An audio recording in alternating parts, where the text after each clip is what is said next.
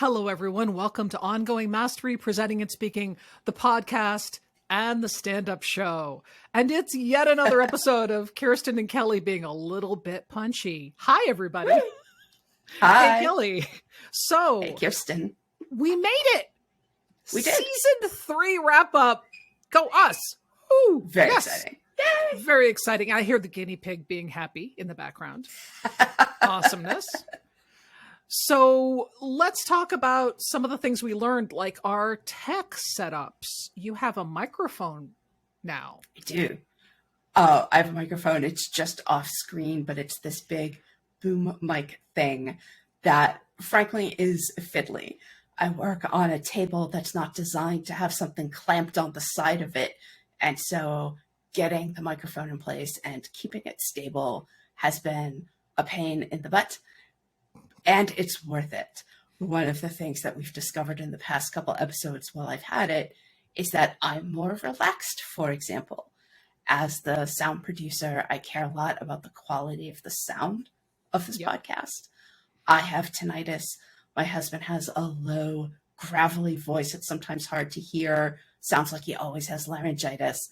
So I'm really aware of how things sound when they're recorded. And for the first couple seasons, I had headphones with a mic that came in front of my mouth, and I was always trying to position it so I wasn't breathing right into it and adding a lot of background sound. And it just took some fiddling to get the boom mic right, and it was worth it. It was worth it. Yeah. And it's an iterative process. We're going to keep improving. I just got this a little while ago. I love that mic. I love, this is my baby. I will tell everybody, those that can see this on YouTube and actually see the video, not just the audio folks, that if it mutes. The problem is I have a tendency to double tap. So twice in the last week and a half, I've double tapped it and yelled at either my dog or my kid right into the microphone, which one time I was teaching and I did it and I was like, oh God, I'm so sorry. And everybody's laughing because I was like, I muted halfway through bloody hell at the dog. So I unmuted in the middle of the word hell by accident and everybody was cracking up. And then I recorded Tamsin Webster yesterday. And in the middle of my interview with her, you are the editor, you will hear this. I had a moment where I muted and I was like, hey, and it was like, oh, sorry.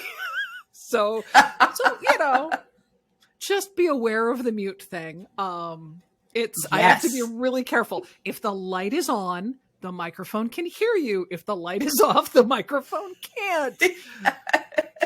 Just think it through, Kirsten. So I appreciate that you swore creatively, right? Yes. So points for that.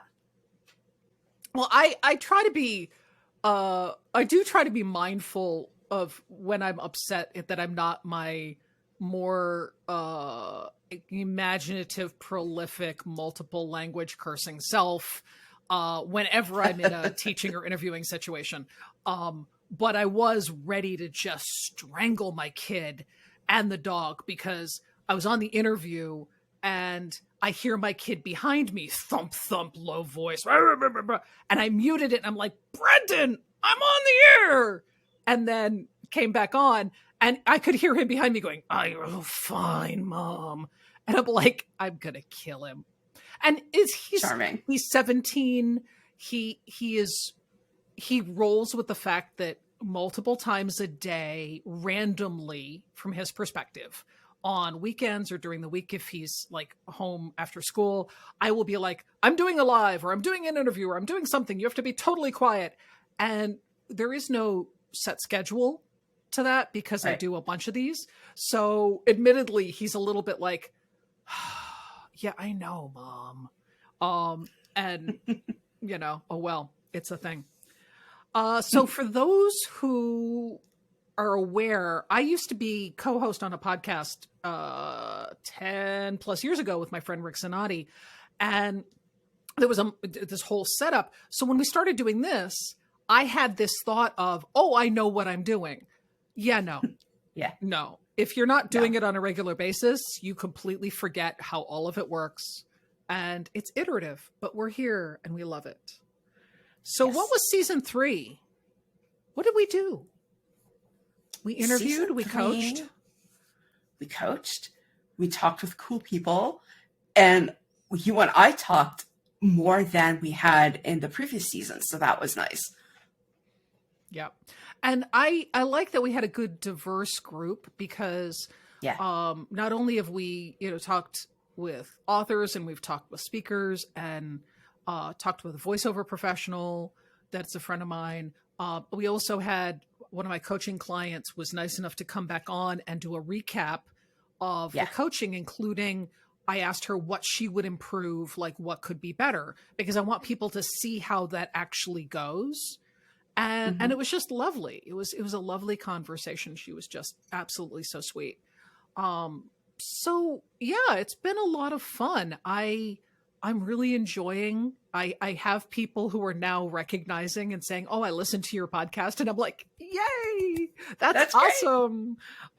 So I have thoughts, I have plans. Like I have merch in my head, which someday. We need those sticky notes.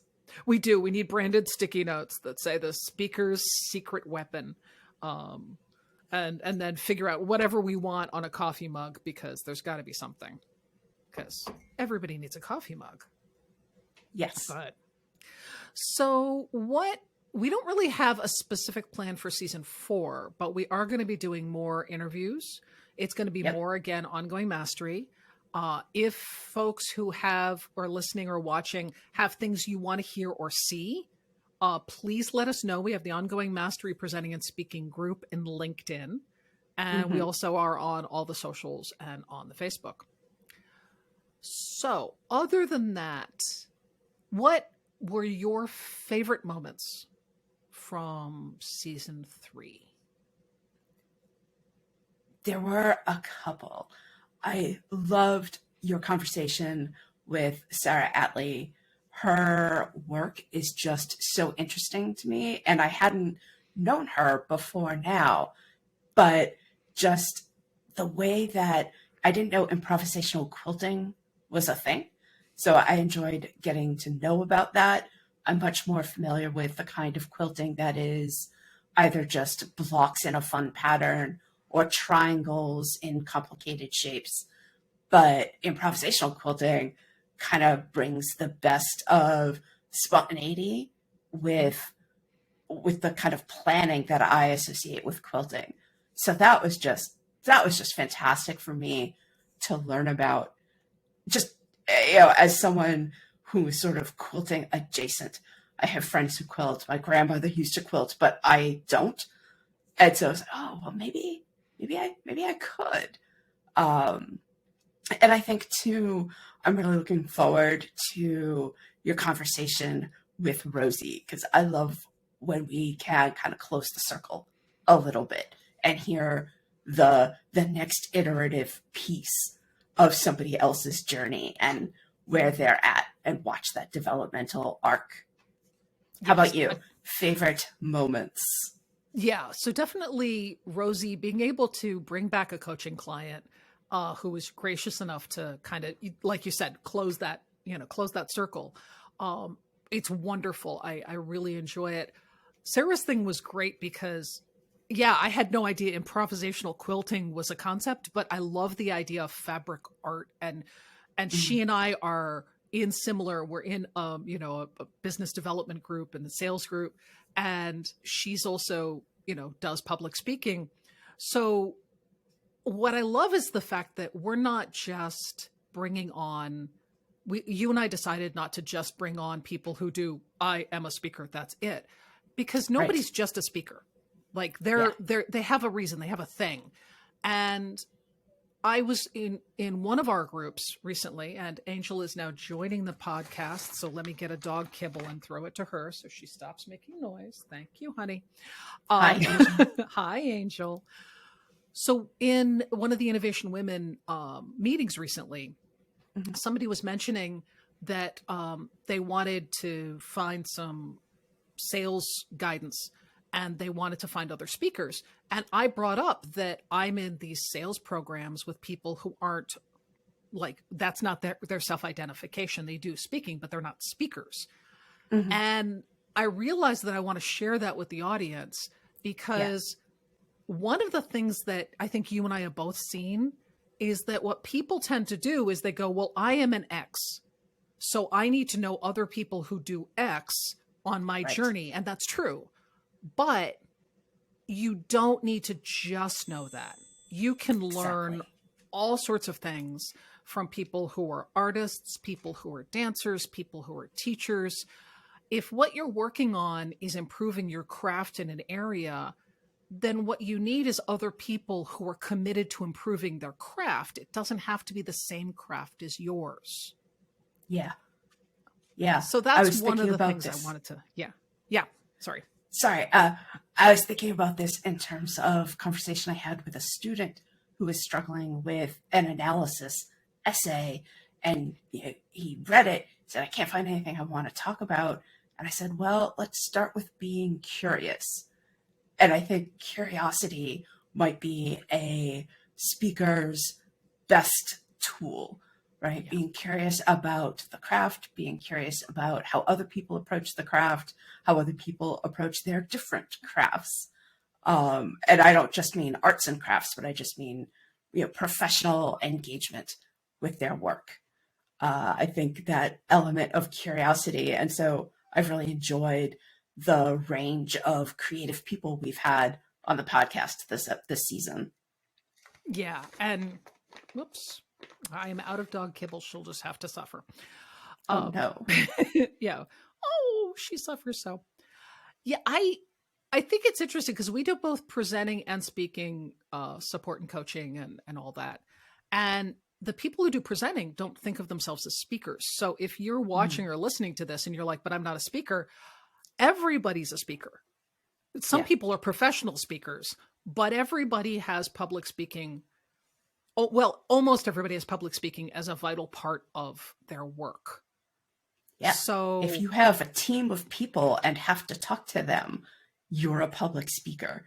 It's a very small public. It's a known to you public. mhm. But if you're talking to people in a professional setting, you're a public speaker. Yeah. If you're a teacher, if you're a salesperson, all of that. And I'm hoping that what people can get out of some of the stuff that we've shown and what we're coming up with next season is embracing the performance aspect of this, because I know the word performance kind of throws people off. They're like, oh, that means fake. No, that's not what I mean by that. I mean performance like, okay, what is it that I need to do with my body and my voice and my face and my hands to best communicate my message to that person? And it's completely authentic, but it is also mindful, if that makes sense.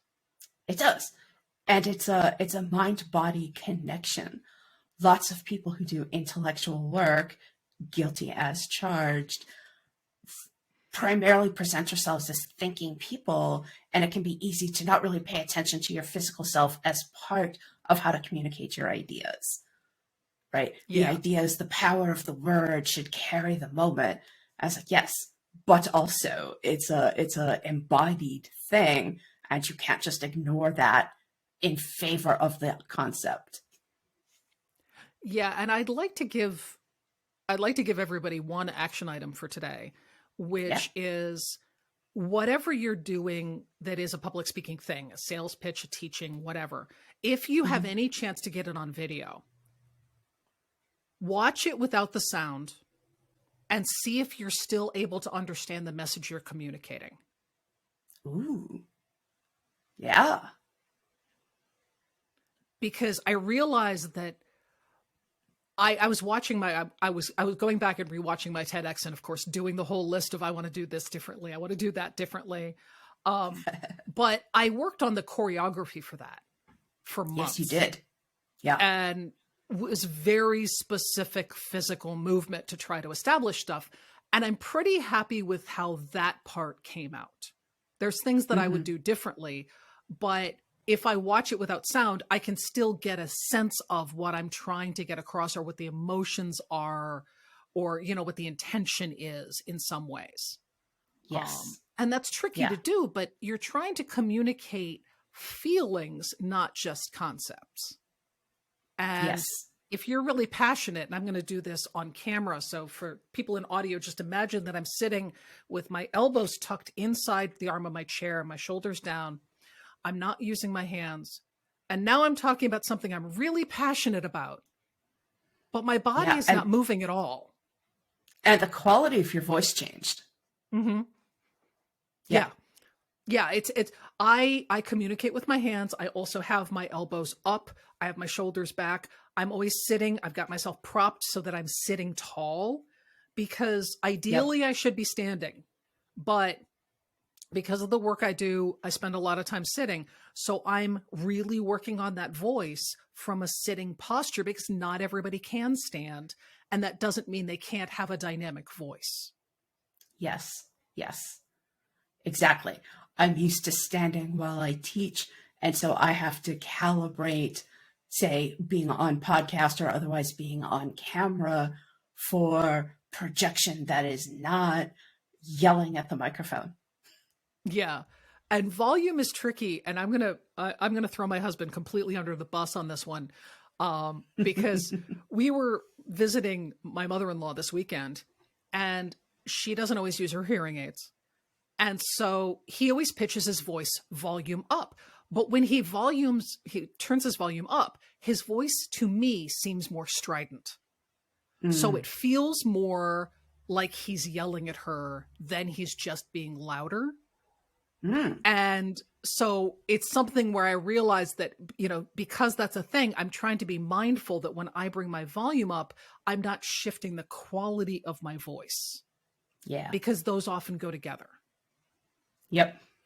And once that association is made, it is hard to undo it if your audience is feeling tense because they're sensing that you're in some way yelling at them. They're not going to hear anything you're saying. That tension remains. Exactly. So in wrap up, what is a one takeaway action item thing that you would like people to have from our work so far? Play. That part of what we do is work. And part of it is you just got to put your head down, you got to get it done. But so much of it is that creative zone of being playful, trying things out. You might make a mistake and it might be a wasted effort, but that's okay because you've learned something from it, right? That always play it safe is not growth, but play often feels indulgent or childish or something like that. But play is where there's creativity.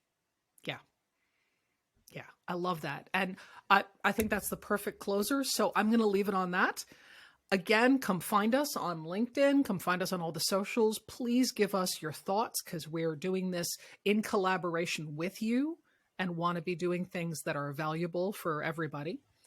And other than that, we'll see you next season. Bye, everybody. Cheers.